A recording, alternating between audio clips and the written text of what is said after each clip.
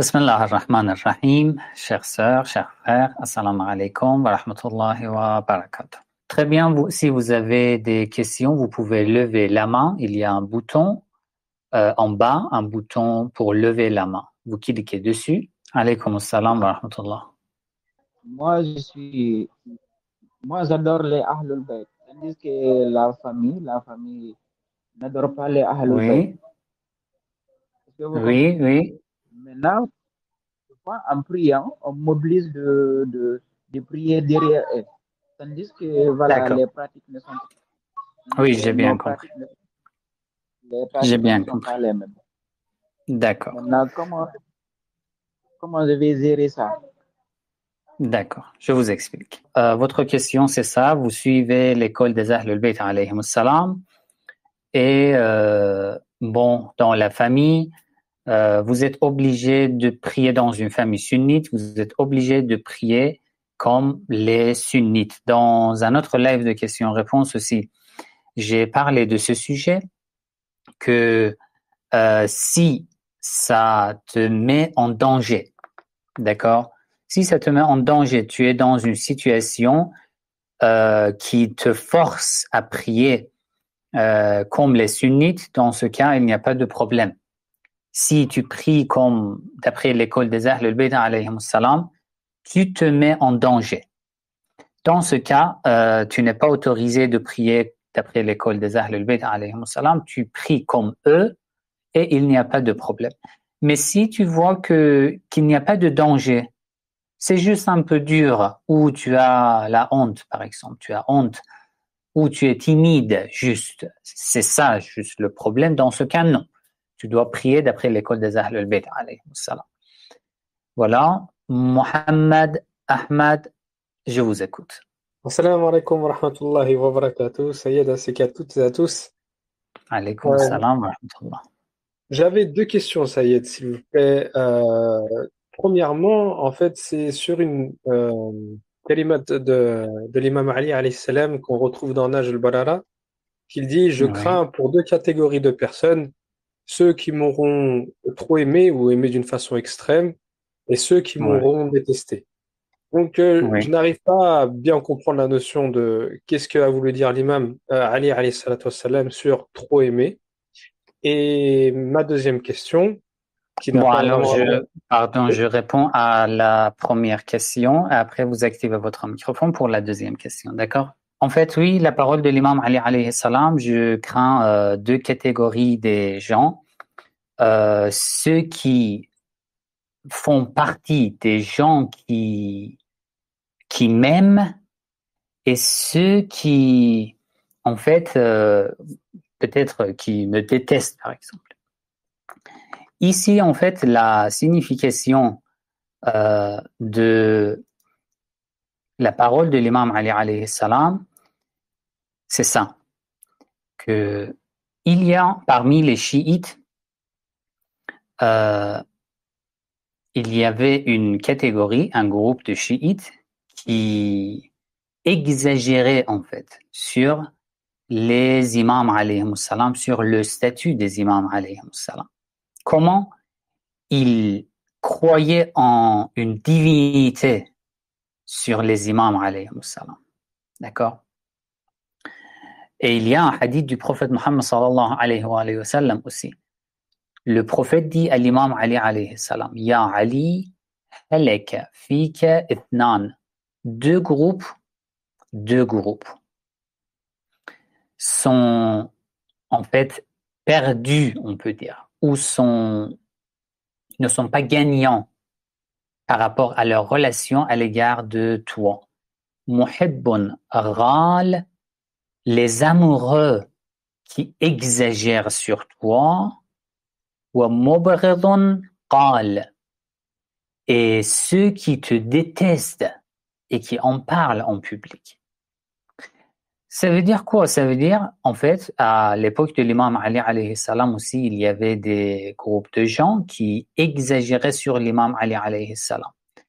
Ils croyaient que l'imam Ali alayhi salam est leur seigneur. Ils donnaient d'une divinité à Ali ibn Abi Talib alayhi salam. il s'appelait al-Ghulat. Al-Ghulat, c'est un terme en pluriel. Au singulier, c'est al-Ghali. Al-Ghali a deux significations en arabe. Parfois, on dit al-Akh al-Ghali, ça veut dire un cher frère. Mais al-Ghali, une deuxième signification, ça veut dire quelqu'un qui exagère, qui est extrémiste. Alors, les amoureux extrémistes de l'imam Ali alayhi salam, d'après les hadiths des Ahlul Bayt alayhi salam, ne sont pas considérés comme musulmans parce qu'ils donnent une divinité à l'imam Ali alayhi salam. Et ça les fait sortir de l'islam. Voilà. Et après, ça c'est la première catégorie. Les amoureux de l'imam Ali alayhi salam qui donnent une divinité à l'imam, qui croient en une divinité sur l'imam Ali alayhi salam. Et deuxième groupe, c'est clair, les gens qui détestaient l'imam Ali alayhi salam. Vous savez que, en fait, dans les lives pendant le mois de Muharram de l'année dernière, j'ai parlé de ce sujet. Si vous n'avez pas visionné les vidéos, regardez le playlist de l'imam al-Hussein alayhi salam, les vidéos de l'année dernière. Que pendant des années, après l'imam Ali alayhi salam, pendant des années, les gens et les savants, sous le règne des Omeyyades, insultaient l'imam Ali alayhi salam en public. Voilà, ces deux groupes sont ce que je vous ai expliqué. Vous pouvez maintenant poser votre deuxième question. Arsène, merci infiniment. Et du coup, par rapport à cette parole de l'imam Ali alayhi salam, moi j'ai toujours marqué un point sur un hadith sunnite que je trouve extrêmement important, et d'après les règles du sunnisme, il est classé comme authentique.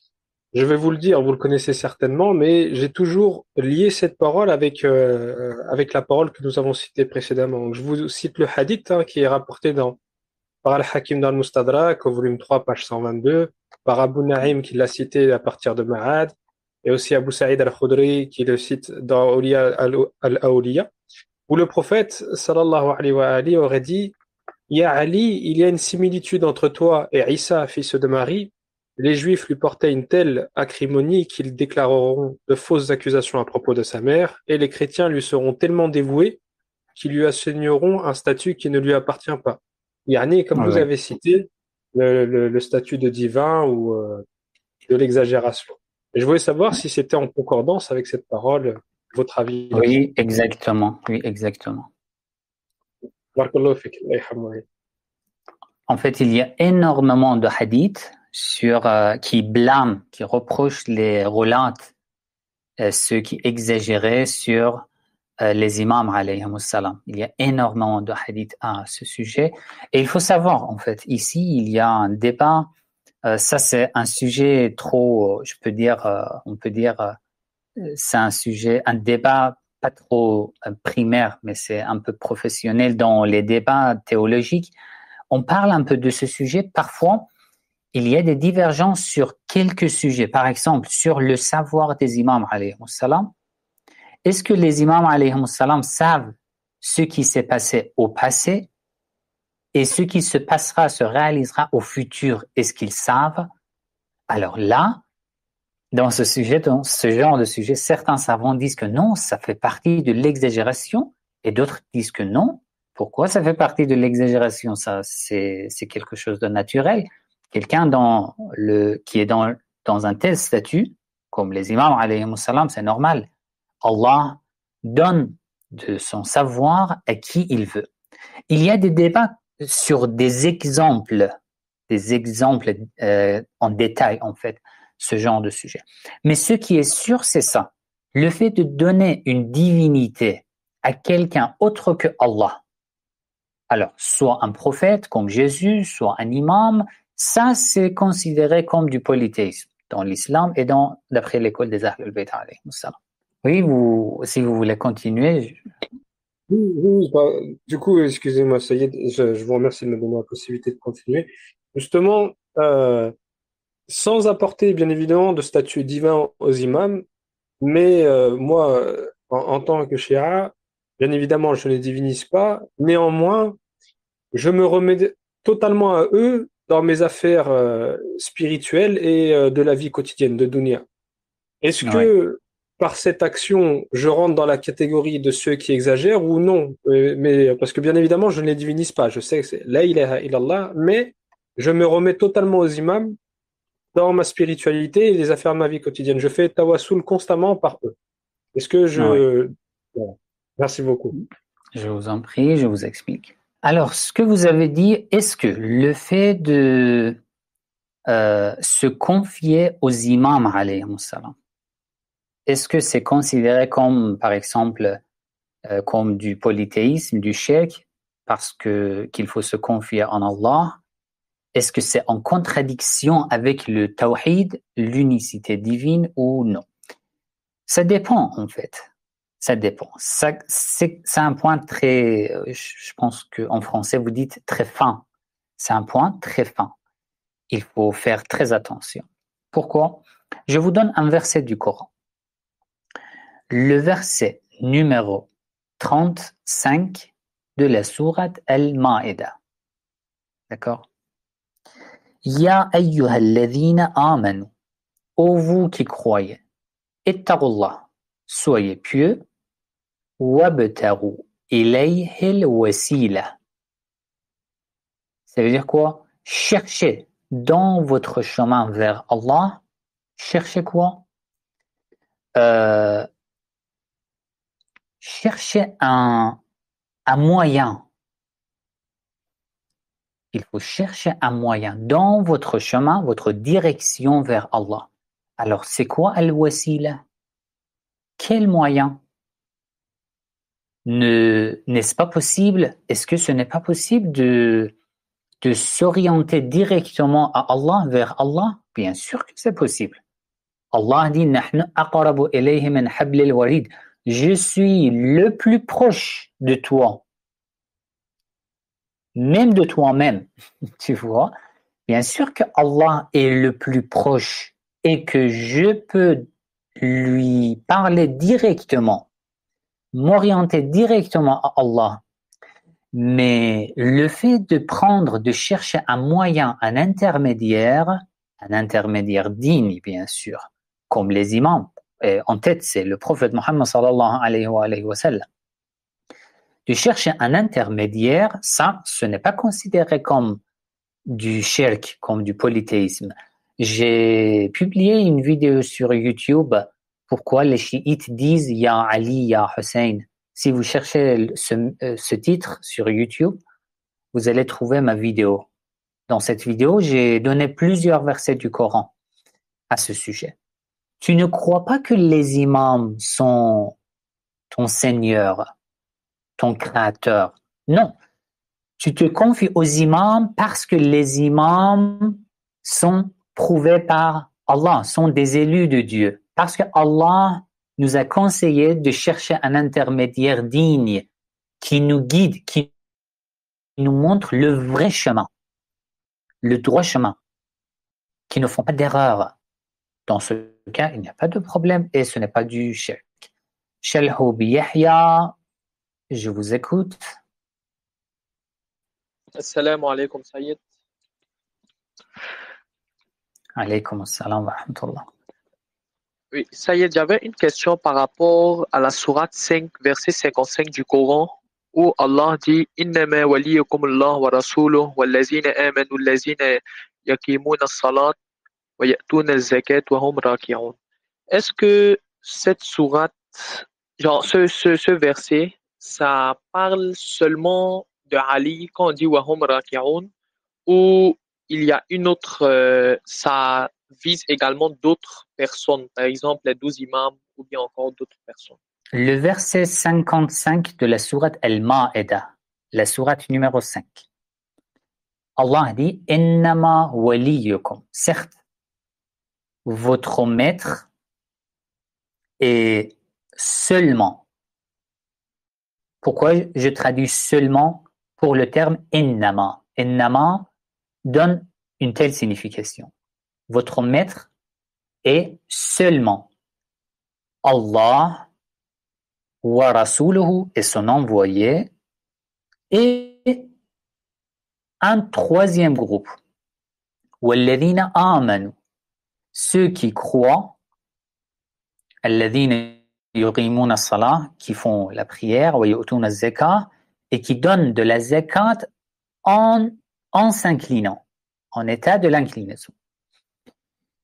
Vous savez que les chiites considèrent ce verset comme une des preuves coraniques sur la wilaya et la succession de l'imam Ali alayhi salam après le prophète Mohammed sallallahu alayhi wa sallam, parce que ce verset a été révélé lorsque l'imam Ali alayhi salam était dans la mosquée, qu'un pauvre est venu, il a demandé de l'aide, l'imam Ali alayhi salam avait une bague sur la main, il était en état de l'inclinaison, il a bougé sa bague pour qu'elle tombe sur terre et que ce pauvre a pris la bague.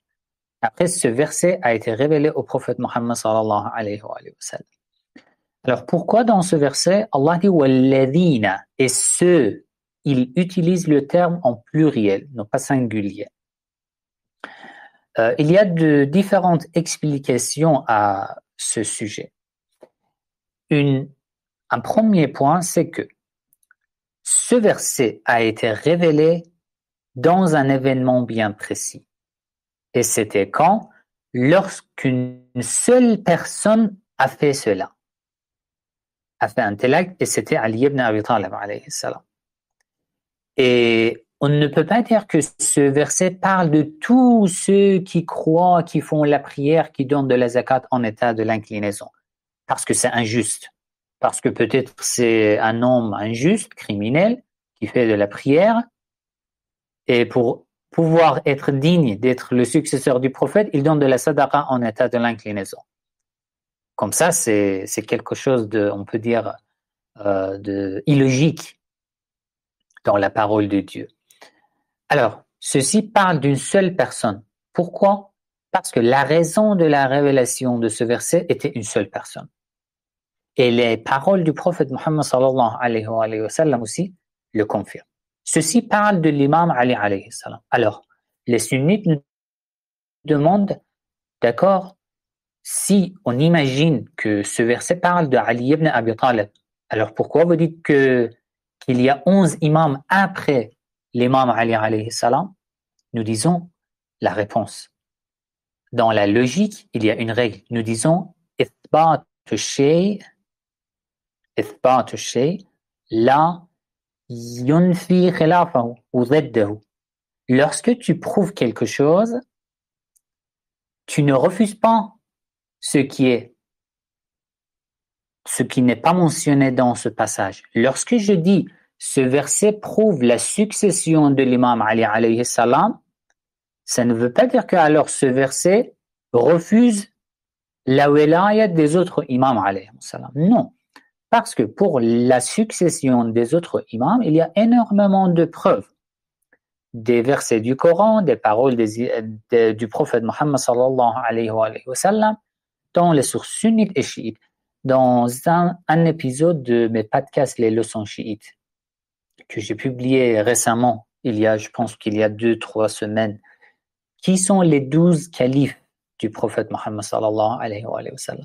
Dans ce podcast, j'ai tout expliqué sur ce sujet. Alors, la personne suivante, Doudou Camara, activez votre microphone, je vous écoute. Assalamu alaikum à tous. Saïd, j'avais plusieurs questions aujourd'hui, mais en même temps, je vais laisser les autres aussi parler, Inch'Allah. Ma première question, c'est est-ce que dire les évocations à voix haute dans les... Oui, je vous écoute. Est-ce qu'elles sont obligatoires? Quelle invocation?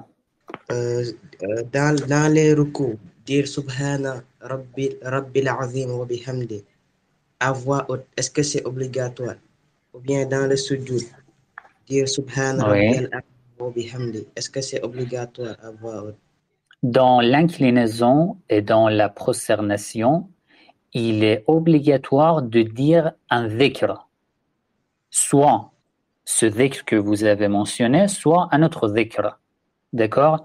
Mais ce qui est obligatoire, c'est de réciter un dhikr de Dieu, un passage sur Allah. Soit, par exemple, tu peux dire dans l'inclinaison, par exemple, au lieu de dire Subhana Rabbi al-Azim wa bihamdih, tu peux dire par exemple Allahumma salli ala Muhammadin wa ali Muhammad. Tu vois, n'importe quel dhikr de Dieu est autorisé dans la prosternation et dans l'inclinaison. Mais c'est conseillé de dire Subhana Rabbi al-Azim wa bihamdih dans l'inclinaison et de dire Subhana Rabbi al-A'la wa bihamdih dans la prosternation. Ça, c'est conseillé. Oui, mais je demande si on doit dire ça à voix haute. Est-ce que le dire à voix haute, c'est obligatoire ou c'est recommandé? Non, ce n'est pas obligatoire de dire à voix haute. Pour les hommes, il est conseillé que les hommes récitent à voix haute dans la prosternation et l'inclinaison. Il est conseillé, il n'est pas obligatoire. Mais pour les femmes, s'il y a il y a des hommes qui entendent sa voix, il est conseillé qu'elle récite à voix basse. Mais si elle est chez elle, il n'y a personne, il n'y a pas de problème. La femme aussi peut réciter à voix haute. D'accord. Ma question suivante, c'est est-ce que lever les mains lors des prières dans la prière, est-ce que c'est obligatoire? Lever les mains jusqu'au niveau Lever les mains jusqu'au niveau des oreilles. Est-ce obligatoire? Pour commencer la prière? Non, dans les autres takbir. Non, il est juste conseillé. Oui, j'ai compris. Le fait de lever les mains dans la prière, lorsque je dis le takbir, Allahu Akbar, lorsque je veux commencer la prière ou lorsque je veux m'incliner, lorsque je lève de l'inclinaison et dans toutes les parties de la prière. Le fait de lever les mains jusqu'à les oreilles, ce n'est pas obligatoire, c'est juste conseillé. D'accord. La troisième question, c'est que dit l'islam sur un parent qui insulte son enfant? Oui. Que dit l'islam sur un parent qui insulte son enfant? Oui, d'accord. Que dit l'islam sur les parents qui insultent leurs enfants? C'est ça? Oui, c'est ça. En fait, dans plusieurs de mes vidéos, j'ai parlé de ce sujet. L'insulte dans l'islam, c'est un péché majeur. L'insulte. Soit tu insultes ton enfant, soit tu insultes quelqu'un qui est, par exemple, chiite ou musulman, non chiite, soit tu insultes un non-musulman. Il n'y a pas de différence. L'insulte est considérée comme un péché majeur.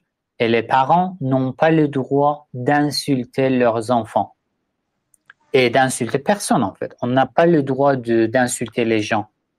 Si, alors, en priorité, c'est nos enfants, il faut les respecter, il faut parler il faut parler poliment. Il ne faut pas être agressif à l'égard des enfants. Et les insultes, comme je vous ai dit, c'est un péché majeur. D'accord. Après le jugement dernier, les hommes qui iront, on dit qu'ils auront des houris. Et les femmes, elles auront quoi? Ou qu'est-ce qu'elles vont devenir? Je répète votre question. Après le jugement dernier, les hommes qui vont dans le paradis auront les houris. Alors, les femmes, qu'est-ce que nous disons sur les femmes qui sont dans le paradis?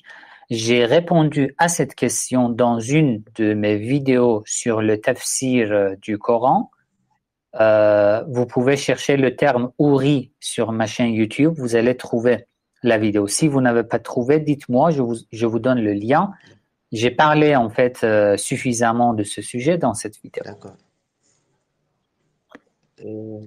Sur les 73 sectes musulmanes, quelle est celle qui va entrer au paradis?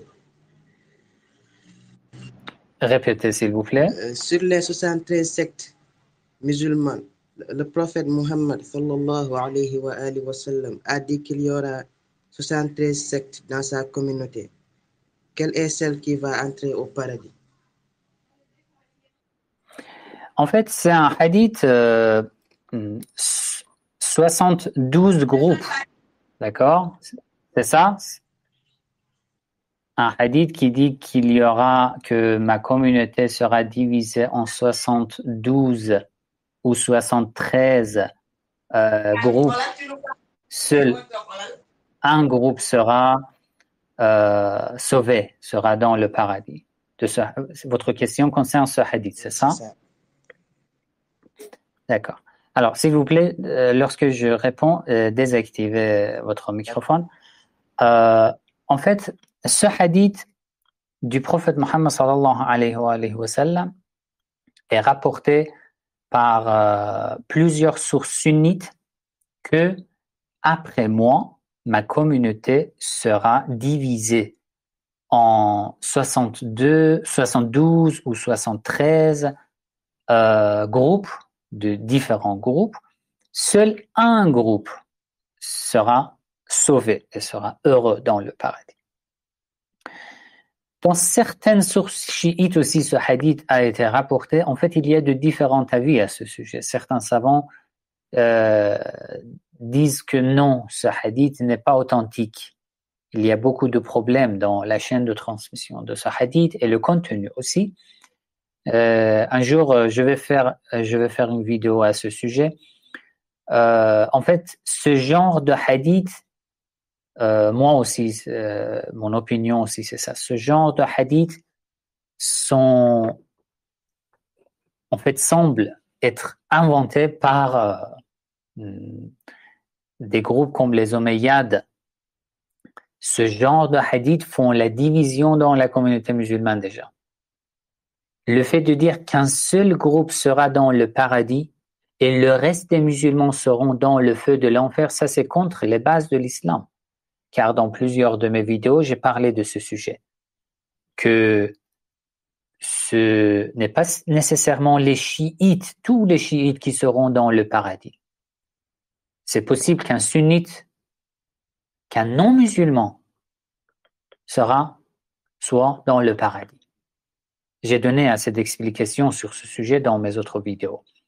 Donc, le contenu de ce hadith est contre les bases de l'islam, les règles islamiques. Moi, personnellement, je ne crois pas à ce hadith. Je crois que ce hadith n'est pas authentique. Et il y a beaucoup de savants qui le croient. Mais parmi les sunnites, ce hadith est très courant. Il rapporte beaucoup de ce hadith. Voilà. Alors, j'active le microphone d'une autre personne. AJ, votre compte. Vous pouvez activer votre microphone, s'il vous plaît. Je vous écoute. Assalamu alaikum tout le monde. Assalamu alaikum chef. Alaikum salam. J'avais une question concernant un rituel qui a souvent lieu lors du jour 7, du 7e jour du mois de Muharram, pendant le martyre de Hazrat Qasim al-Islam, qui est le rituel du Mehdi. Et souvent, quand j'ai entendu j'ai un peu recherché là-dessus, et j'ai eu deux échos. Il y a un écho qui disait que à l'époque, lors de la tragédie de Karbala, Hazrat Qasim al-Islam, il avait 12 ans. Et Janab Kubra al-Islam, à qui il aurait été marié ce jour-là, était déjà marié à quelqu'un d'autre, donc ce mariage n'avait pas eu lieu, ce rituel n'avait pas eu lieu. Mais toutefois, quand j'ai regardé les lives qu'on montre justement de Karbala, j'ai vu justement dans les processions le Mehdi, vous savez, c'est comme un trône, une décoration où il y a l'aîné et tout. Le Mehdi, au fait, c'est l'aîné. Donc, du coup, je suis un peu perdu entre ces deux rivayettes, laquelle est bonne et laquelle elle est fausse. Voilà, merci à vous. Je vous en prie. En fait, d'abord, le premier point sur votre question. Le 7e jour du mois de Muharram, ou parfois certains dans le 6e jour, ils parlent plus de Qasim ibn al-Hassan, le fils de l'imam al-Hassan al-Mujtaba alayhi salam, qui est tombé en martyr à Karbala, à côté de l'imam al-Hussein alayhi salam. Le 6e jour du mois de Muharram ou le 7e jour n'est pas le jour de son martyr, parce que tous les martyrs, tous les partisans de l'imam al-Hussein alayhi salam, ainsi que lui-même, sont tombés en martyr au 10e jour, depuis le matin jusqu'à l'après-midi. D'accord? Donc, tous les martyrs sont tombés en martyrs à Karbala au jour de Ashura, le 10e jour. Mais bon, les chiites, chaque jour, pendant les 10 premiers jours du mois de Muharram, chaque jour, les chiites parlent d'un des membres, des martyrs de la famille de l'imam al-Hussein, alayhi salam, pour pouvoir commémorer le deuil de toute la famille de l'imam al-Hussein, alayhi salam. Ça, c'est le premier point. Le deuxième point sur le mariage de Qasim ibn al-Hassan. Maintenant, je ne veux pas parler de l'âge de Qasim ibn al-Hassan. Il avait quel âge lorsqu'il était à Karbala au jour d'Ashura? Mais moi, personnellement, je crois que déjà ce sujet, en fait, ce n'est pas un sujet si important. La tragédie de Karbala a des leçons extraordinaires, des leçons très riches, des leçons très puissantes, en fait. Et le mariage de Qasim ibn al-Hassan, c'est en fait un petit point dans cette histoire. Mais j'ai vérifié les sources. Les sources les plus anciennes, ou je peux dire autrement, vous ne trouvez aucune source des 5 premiers siècles de l'islam. D'accord? 5 premiers siècles de l'islam. Il n'y a aucune source qui rapporte le mariage de Qasim ibn al-Hassan à Karbala. Toutes les sources mentionnées sur ce sujet, qui ont rapporté un tel sujet, sont écrits après le 6e siècle de l'Hégire. Et bon, alors d'après les règles de hadith, les règles des narrations, l'analyse des narrations historiques, ce genre de narrations n'ont pas de valeur, n'ont pas de crédibilité. D'accord? Après, vous pouvez par exemple parler avec les gens qui croient à ce sujet et leur demander une source qui appartienne aux 5 premiers siècles de l'islam. 5 premiers siècles de l'islam. Vous ne trouvez pas. Voilà. Une autre personne, j'ai activé votre microphone. Oui, je vous écoute. Oui, salam alaikum, cheikh. Alaykoum salam wa rahmatullah. Je voulais vous demander une question. Parfois, quand je vais dans le magasin, le vendeur, il me rend plus d'argent. Il se trompe. Est-ce que si je ne retourne pas cet argent, je commets un péché? Ouais. En fait, oui, si vous êtes conscient que cette personne s'est trompée, alors on n'a pas le droit de prendre cette somme d'argent parce que je sais maintenant que je suis en train de prendre cette somme, je sais qu'il s'est trompé et je n'ai pas le droit d'en prendre. Vous voyez, il faut lui dire et il faut en fait rembourser cette somme. Merci beaucoup. Et puis j'ai une autre question à propos des hadith Kissa. Est-ce que cette invocation, ça pourra aider à exaucer nos vœux? D'accord, je vous explique. En fait, le hadith al-Kissa, il y a plusieurs versions de hadith al-Kissa. Certaines versions sont plus authentiques que d'autres. En tous les cas, c'est un hadith, l'événement sur lequel parle ce hadith est sûr et certainement c'est réalisé, sûr et certain. Et la récitation de ce hadith aussi a beaucoup de bienfaits. Il y a beaucoup de chiites qui font ça et qui récitent en fait en prenant le prophète Mohammed sallallahu alayhi wa sallam et les Ahlul Bayt alayhi wa sallam, qui sont les créatures les plus aimées auprès d'Allah, comme intermédiaire pour demander la guérison à Allah. Et il y a beaucoup de résultats en fait positifs sur la récitation de ce hadith. Oui, frère, je vous écoute. Activez votre microphone. Bismillah ar-Rahman ar-Rahim. Assalamu alaikum wa rahmatullahi. Alaykoum salam wa rahmatullah. J'avais une question, je l'avais posée la semaine dernière, c'était concernant le Cheikh Rizzi, je ne sais pas si vous avez vu, et puis j'avais une autre question, c'est concernant le lavage rituel pour un bébé mort-né. Votre deuxième question, s'il vous plaît, répétez. La deuxième question, en fait, concernant le lavage rituel pour un bébé mort-né. En fait, comment dire, la femme a plus de 8 mois de grossesse, et au fait, le bébé, il est décédé dans le ventre. Et normalement, la femme, elle accouchera prochainement. Et c'était pour savoir, concernant les rosouls, normalement, je pense que toutes les procédures mortuaires, en fait, c'est la même chose que pour un adulte.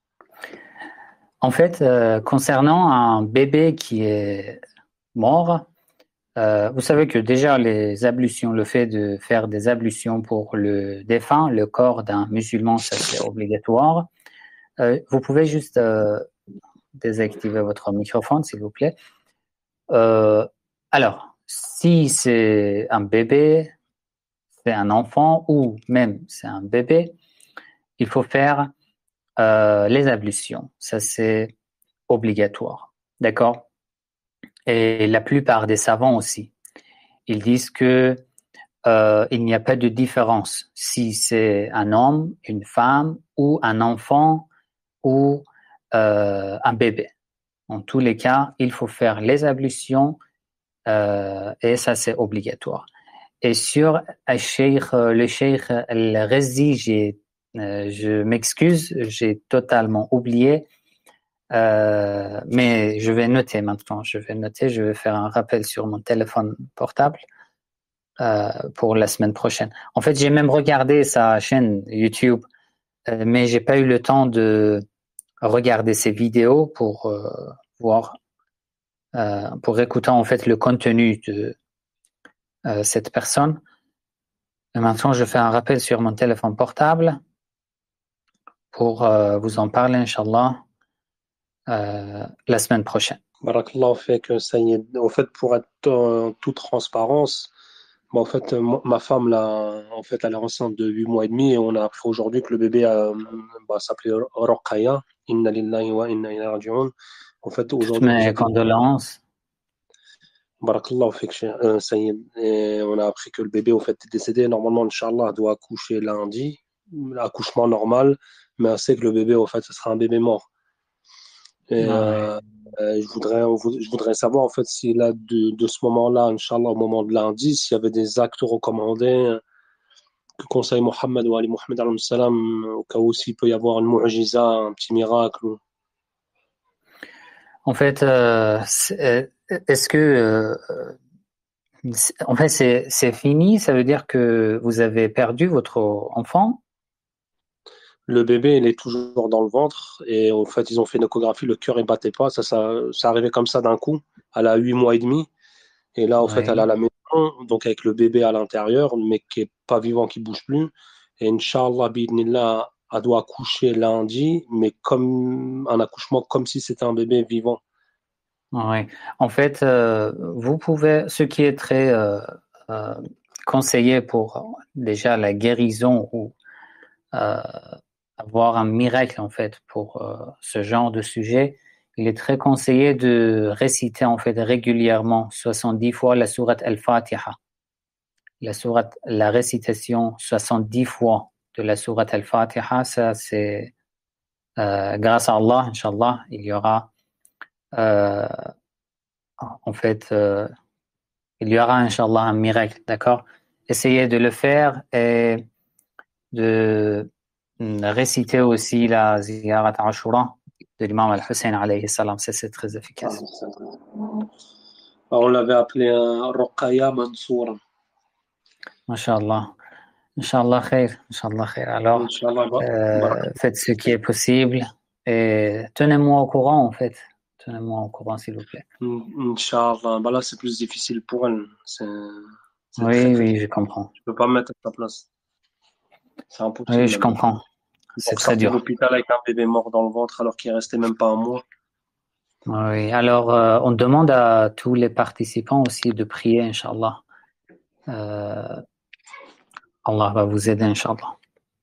Inch'Allah, barakallahu fik Sayyid. Qu'Allah subhanahu wa récompense, Inch'Allah, bihaqqi Muhammad wa ali Muhammad alayhi salam. Je vous en prie. Salam alaikum. Wa alaykum salam. Shelhoub Yahya, je vous écoute. Oui, Saïd, j'avais également une question par rapport à la sourate 9, verset 100. وَالسَّابِقُونَ الْأَوَّلُونَ مِنَ الْمُهَاجِرِينَ وَالْأَنصَارِ. Est-ce que ceci, genre, Oui. ça nous dit de suivre tous les compagnons ou peut-être il y a dans ce verset, il y a comme une contradiction, pas une contradiction en tant que telle, mais pas de les suivre, genre, eux tous. Il y a comme un groupe à suivre dans ce groupe-là, des Muhajiroun al-Awwaloun. Oui. En fait, ce verset, le verset 100 de la sourate At-Tawbah, Allah dit was-sabiqun al-awwalun min al-muhajirin wal-ansar. Les premières personnes des muhajiroun et des ansar, walladhina taba'ouhum bi ihsan. Déjà dans ce même verset, il y a un titre, il y a une condition. Alladhina ittaba'ouhum bi ihsan. Ceux qui les ont suivis d'une bonne manière. Radiyallahu anhum wa radu anhu wa a'adda lahum jannatin tajri tahtaha al-anhar. Et après, est-ce que ça veut dire qu'il faut suivre tous les compagnons du prophète ou non? Non, parce que le Coran lui-même nous donne une réponse. Les versets du Coran sur les compagnons du prophète Muhammad sallallahu alayhi wa sallam sont en deux catégories. Un groupe de versets du Coran complimente les compagnons du prophète, ceux qui étaient des vrais croyants, et un deuxième groupe de versets du Coran reproche certains compagnons du prophète et prouve qu'il y avait même des hypocrites parmi les compagnons du prophète Muhammad sallallahu alayhi wa sallam. Alors, si vous voulez avoir des détails, cherchez ce titre sur ma chaîne YouTube, parce que j'ai déjà parlé de ce sujet avec plus de 20 versets du Coran. Cherchez les compagnons du prophète dans le Coran, les vérités coraniques. C'était un tel titre. Si vous n'avez pas trouvé, dites-moi, je vous donne le lien. Dans ce live que j'ai publié sur YouTube je pense qu'il y a 2 ans, j'ai parlé de ce sujet, de 2 groupes de versets du Coran, un groupe qui complimente un autre groupe de versets qui reproche certains compagnons du prophète et qui disent qu'il y avait même des hypocrites parmi les compagnons. Et que ce genre de verset ne veut pas dire qu'il faut suivre tous les compagnons du prophète, parce que parmi eux, c'était normal. Il y avait des hypocrites, il y avait des musulmans qui n'étaient pas trop pratiquants, et il y avait des vrais croyants. D'accord? Donc, cherchez cette vidéo sur ma chaîne. Si vous avez trouvé, envoyez le lien dans le groupe aussi pour les autres membres. Si vous n'avez pas trouvé, dites-moi. Je vais vous donner le lien. Très bien. Merci beaucoup. Alors, je vous en prie. Latif, oui, je vous écoute. Oui, salam alaikum Sayyid, salam alaikum à toutes et à tous. Et salam alaikum au frère Souf, qu'Allah l'aide ainsi que son épouse, Inch'Allah, et sa famille. Inch'Allah. On prie toutes et tous pour lui, Inch'Allah. Alors, j'avais une question, vous en avez déjà parlé. Je voulais avoir quelques précisions concernant les prières à rattraper durant notre adolescence, Inch'Allah. Je voulais savoir concernant l'intention de chaque prière. Est-ce qu'il fallait, dans l'intention, revenir sur l'année, par exemple en 2015, le 1er janvier, tel jour et telle prière, le Dohor, etc., ou pas? On pouvait avoir une sorte de raccourci, Inch'Allah. Je vous en prie. Non, il n'y a pas de préciser la date, l'année, le jour, il n'y a pas besoin. Juste, il faut, dans l'intention, vous précisez juste que c'est une prière du matin à rattraper. c'est une prière de Dhuhr à rattraper, ou c'est une prière de Asr, de Maghrib ou de Aisha à rattraper, ça suffit. D'accord. Barakallahu fik, Sayyid. Je vous en prie. Salam alaikum.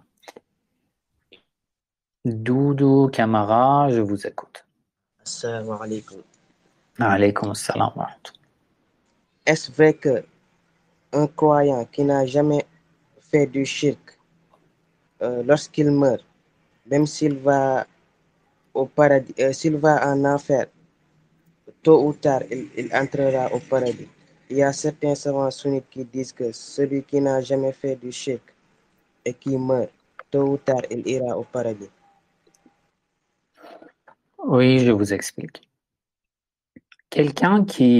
Un croyant qui n'a jamais fait du shirk, même si pour ce que vous avez demandé, même si par exemple pour certains péchés il sera en enfer, est-ce que après avoir reçu le châtiment divin, il va entrer dans le paradis ou non? J'ai parlé de ce sujet en fait dans plusieurs de mes vidéos, mais bon, je vous donne maintenant un résumé, une petite réponse. Le fait d'entrer dans le paradis n'est pas quelque chose de particulier pour les musulmans. Ça veut dire, ce ne sont pas seulement les musulmans qui seront dans le paradis. Parmi les gens du livre ou les suiveurs des autres religions, pas seulement les gens du livre, c'est possible qu'ils soient parmi les gens du paradis. Comment? Ce qui est important, la règle c'est ça. Le shirk aussi non. La règle n'est pas le shirk, de ne pas avoir fait le shirk. La règle c'est autre chose. C'est ça la règle. Que je fais des recherches, après avoir fait des recherches, je suis convaincu que l'islam et Allah est vrai et le droit chemin. Même si je suis convaincu, mais je le refuse parce que j'ai la haine contre Allah, contre l'islam. Dans ce cas, je serai dans le feu de l'enfer. À part ce groupe, le reste peut entrer dans le paradis. Alors, dernière question, frère Sahil. Salam alaikum, Saïd. J'avais une question à propos de la prière, en fait. Dans le Coran, Dieu dit qu'il a révélé le Coran en langue arabe. Et je voulais savoir pour quelle raison il nous oblige-t-il à réciter les prières en arabe, surtout pour nos frères et sœurs étrangers, qu'ils soient français ou d'autres pays, qui ont du mal et de la difficulté à pouvoir prononcer la langue arabe. Par exemple, comme dans le christianisme, ils ont la possibilité de prier dans leur langue respective, que ce soit l'espagnol, l'italien ou brésilien ou peu importe. Et je voulais savoir est-ce qu'il y a une explication pourquoi Dieu nous oblige-t-il à prier en langue arabe précisément. Et j'y aurai une deuxième question, mais je vous la poserai juste après votre réponse. Merci. D'accord. En fait, bien sûr, il y a des raisons pour lesquelles Allah a donné l'ordre d'accomplir les prières en langue arabe que nous ne savons pas, mais il y a des choses que nous pouvons supposer en fait. Par exemple, déjà, le fait que tous les musulmans doivent prier d'une seule manière, ça fait de la prière comme un drapeau, un slogan ou un symbole de l'islam. Ce n'est pas important si un étranger peut prononcer correctement ou non. Ça n'invalide pas sa prière parce qu'il ne peut pas. Il n'y a pas de problème. Mais ce qui est important, c'est d'avoir une seule forme lorsqu'on prie, lorsqu'on accomplit les prières obligatoires. Vous savez que cette obligation, c'est juste pour les prières obligatoires. Pour les prières surérogatoires, tu peux faire autrement. Il n'y a pas de problème. Mais pour les prières obligatoires, le fait qu'Allah nous a donné l'ordre de prier d'une seule manière, Ça, c'est déjà pour que ça devienne comme le symbole de l'islam. Ça, c'est le premier point qu'on peut mentionner pour la raison. Deuxième point, la langue arabe est la langue la plus riche. Pourquoi? Bien sûr, par les mots, par ces lettres de n'importe quelle langue, on ne peut pas louer et glorifier ou remercier Allah comme il faut, parce que les lettres ont des limites.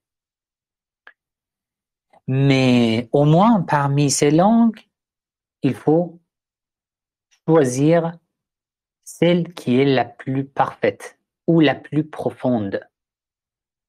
La raison pour laquelle Allah a choisi la langue arabe pour son livre, pour le Coran. D'accord?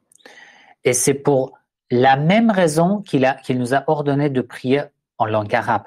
Pourquoi? Parce qu'il y a des termes que nous ne pouvons pas les traduire comme il faut. Bismillahirrahmanirrahim.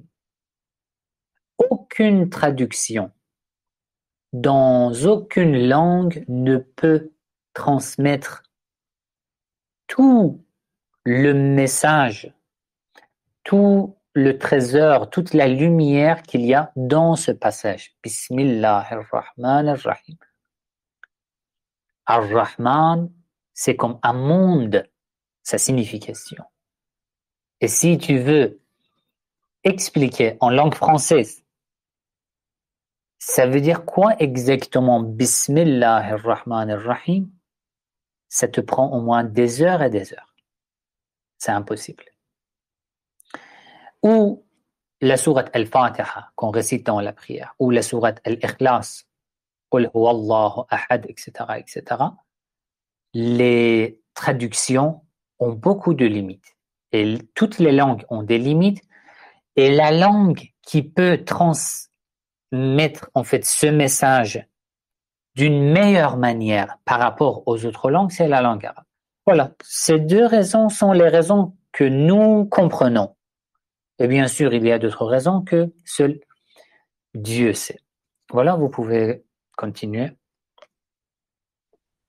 Merci Saïd pour vos éclaircissements. J'avais une seconde question au sujet du mariage fixe. Quelles sont les règles chez nous dans le chiisme pour faire un mariage fixe? Est-ce qu'il y a une somme minimale pour la dot? Est-ce qu'on est obligé d'être devant un cheikh? Quelles sont les règles à suivre pour que notre mariage soit validé? Voilà, tout simplement. Merci Saïd de votre réponse. Je vous en prie. Oui, je vous explique. En fait, pour un mariage, ce qui est obligatoire, c'est d'abord la formule du mariage. La formule du mariage, c'est quoi exactement? C'est que c'est la femme qui commence à dire la formule. Parfois, il y a quelqu'un qui est comme un délégué de la part de l'homme et de la femme qui récite cette formule, mais s'il n'y a pas d'autres personnes, la femme commence à dire cette formule que je me marie avec toi avec une dot précise, d'accord? Après, c'est l'homme qui dit que oui, j'ai accepté ou j'accepte, qabiltu en langue arabe. Et il y a des savants qui disent qu'il faut réciter cette formule en arabe. Mais pour le mariage temporaire, ils disent que ce n'est pas obligatoire de réciter en arabe. Ça, c'est le premier point. Le deuxième point, c'est la dot. Non, il n'y a pas qu'un minimum pour la dot. Mais ça doit être quelque chose qui a une valeur. Donc, par exemple, tu ne peux pas dire que la dot que je donne à ma femme, c'est la récitation d'une sourate du Coran. Non, il faut une valeur financière. Je parle d'une valeur financière. Donc, il n'y a pas de minimum. Mais le maximum, c'est quoi? Le maximum, c'est que ça doit être raisonnable, logique. Par exemple, en France, en Europe, je pense, ou même en Afrique, je pense que ce n'est pas comme ça. Mais en Iran ou dans quelques pays arabes, c'est très courant qu'il y a des dots hyper élevés. Que si l'homme travaille tout au long de sa vie, il n'arrivera pas à dépenser une telle dot. Et il y a des hommes qui sont en prison parce qu'ils n'ont pas pu donner la dot et que la femme demande sa dot au tribunal. Bon, alors l'homme est en prison. Ça, c'est grave déjà. Il n'y a pas un minimum, mais le maximum, ça doit être raisonnable. Ça doit être, l'homme doit avoir assez de moyens pour dépenser une telle dot. D'accord? Et après, une autre chose que je peux dire, par exemple, pour le mariage permanent, après le mariage, l'homme, il est obligatoire à l'homme de donner de nafaqa, en fait, de dépenser aux besoins de sa femme. D'accord? Ça aussi, c'est obligatoire. Et dans le mariage permanent, il y a un autre précepte particulier que l'homme et la femme s'héritent l'un de l'autre. Mais dans le mariage temporaire, non. Il n'y a pas d'héritage entre eux. Voilà, ce sont des règles que je me rappelle maintenant, en fait, sur ce sujet. Oui, merci Saïd pour vos explications, mais j'ai bien compris, donc c'est le même principe que le mariage temporaire, mais est-ce qu'il y a l'obligation de la présence familiale ou d'un Saïd à nos côtés, où on peut faire... Non, il n'y a pas une telle obligation. L'homme et la femme peuvent faire le serment du mariage eux-mêmes, même deux personnes. Juste si la femme en fait à un petit âge, par exemple 18 ans, 19 ans, en islam, on dit que si la fille est assez sage, qu'elle peut gérer indépendamment sa vie, elle n'a pas besoin de l'autorisation de ses parents et de son père. Mais si elle n'est pas encore assez mature, elle a besoin de l'autorisation de son père. Mais la présence, non, ce n'est pas obligatoire. Merci Saïd. Donc, je n'ai même pas besoin d'aller demander l'autorisation, ou malgré tout, il faut la demander? En fait, c'est mieux de demander, en tous les cas, l'autorisation. C'est mieux que les parents aussi soient au courant, mais ce n'est pas une obligation religieuse. Je vous remercie, Saïd, pour vos éclaircissements. Je vous en prie. Bon, alors, c'est déjà 1 heure. Je vous remercie d'avoir participé à ce live de questions-réponses. Comme vous savez, chaque samedi, la même heure, 19h30, l'heure de la France, je fais ce live de questions-réponses ici sur Telegram Messenger. Vous pouvez partager le lien de cette chaîne Telegram avec votre entourage. Chaque live est 1 heure. Donc, dans 1 heure, je réponds aux questions. Et après, le lendemain, je publie ce live sur YouTube, Inch'Allah. Les autres participants, si vous avez des questions, Inch'Allah, la semaine prochaine, je serai à votre service. Je commence à 19h30, l'heure de la France. Et je vous fais signe quelques heures avant de commencer le live. Je serai à votre service. N'oubliez pas dans vos du'a et n'oubliez pas de partager les vidéos avec votre entourage le plus largement possible. Que Dieu vous protège, que Dieu vous garde de tout mal. Wassalamu alaikum wa rahmatullahi wa barakatuh.